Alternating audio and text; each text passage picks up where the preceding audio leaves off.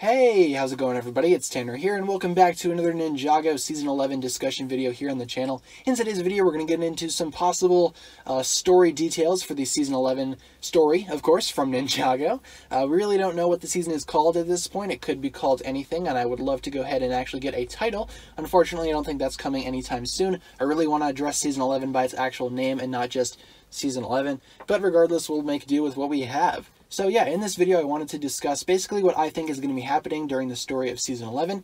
Now again, this is what I think, this is not confirmed, nothing is confirmed in this video.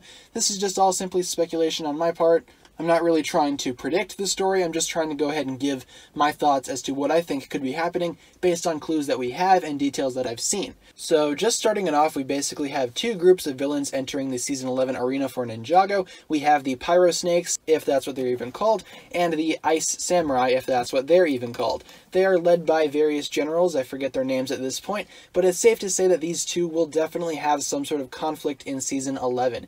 Fire versus ice is a natural theme in nature, and it's a theme that LEGO apparently loves very much. Of course, the Legends of Chima line from a few years back introduced this same concept. I don't know why LEGO has this obsession with fire versus ice, but now it's making its way into Ninjago, and I'm curious to see what happens there. There could be some ancient war that's going to be brought up in Ninjago, basically talking about how the Pyro Snakes and the Ice Samurai fought each other for centuries or something like that over something or somebody, and eventually they were sealed away in a tomb or something, and now they're back. You know, that cliche plot that we're probably going to see, honestly.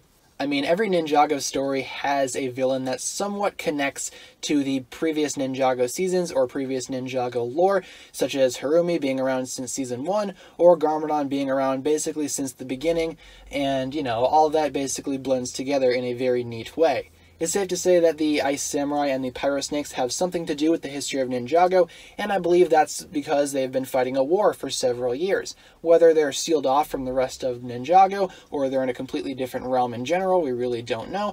Anything is possible here, and I believe that there will be some sort of conflict with these two groups of people. Now, I believe the way that the ninja fit into the story is that the ninja will be caught in the middle of this war as the war moves into Ninjago, and the ninja will have to basically split it up and prevent each side from attacking the other and basically destroying the land. The ninja aren't really going to be fighting anyone, I think. I think they're just going to be there basically as damage control, and they're going to try to be preventing these two sides from clashing and again destroying what we know of Ninjago. Now, what exactly are these two sides going to be fighting over? Now, I do have a few examples of things that I do want to discuss, the first of which being Lloyd. So Lloyd Garmadon is a very important character in Ninjago, and who knows, maybe these two sides actually had some sort of clash in the past, and the first Spinjitzu Master was involved with that, and they're looking to get him basically to choose a side, basically similar to the Oni and Dragon situation from a few seasons prior. Now, Lloyd at this current point is the closest representation of the first Spinjitzu Master in the modern Ninjago world that we know of, so it makes a lot of sense, at least to me personally, that they will be going ahead and trying to get Lloyd to specifically choose a side and basically win the war for them.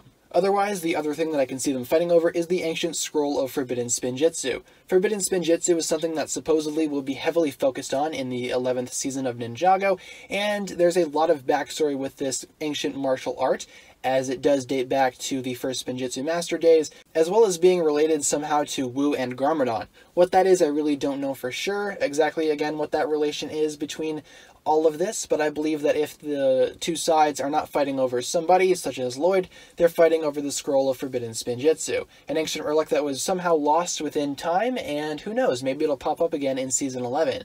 And I can see that being where the ninja come into play as well, because they can go ahead and try to get the scroll as well and sort of fend off the Ice Samurai and the Pyro Snakes from getting it, because who knows what Forbidden Spinjitzu can do. It might be this really powerful martial art, maybe an extended form of Spinjitzu, maybe a more elemental form of Spinjitzu. We really don't know at this point. All we can do now is basically speculate. But I do believe that these three things, the Ice Samurai, the Pyro Snakes, and the Scroll of Forbidden Spinjitzu, will have some sort of huge role in the next season of Ninjago. What that exactly is, I really don't know, and again, nobody really knows until we get an official confirmation, or a trailer, or something such as that. At this point, again, all we can do is speculate, and I believe that I might be onto something. I don't really know for sure, again, but it does make a lot of sense to me personally, and if I were writing the Ninjago season, I would like to have it play out exactly like this. I think it's cool to have two villainous factions fighting a war, and seeing the ninja of Ninjago getting caught in the middle of that war. We really haven't seen that throughout Ninjago, at least in a, extended manner that lasts an entire season, and I'm curious to see what this could actually mean. Of course, the two villainous factions could always team up and fight against the ninja, for all I know, but I think if you have two distinct and extremely opposite, groups of villains, you might want to have them be in some sort of conflict with each other, especially considering they do hold the elements of fire and ice, respectively. Fire and ice in a concept and in nature really don't mix, obviously, as, they're really not good together. So again, I'm curious to see where this actually goes in the future, and I believe that I might be onto something once again, and if I were writing this season, I would actually write it to fit this narrative here. But with that being said, that'll just about do it for this video here. I just want to go ahead and give a brief little explanation of what I think could be happening within the story of Season 11, nothing more, nothing less. Now I'm curious to see what you guys have to say regarding Season 11's story. Feel free to leave a comment down below discussing that very topic. With that being said, guys, thank you so much for watching this video here. That'll just about do it for this one, so again, thanks a lot for watching.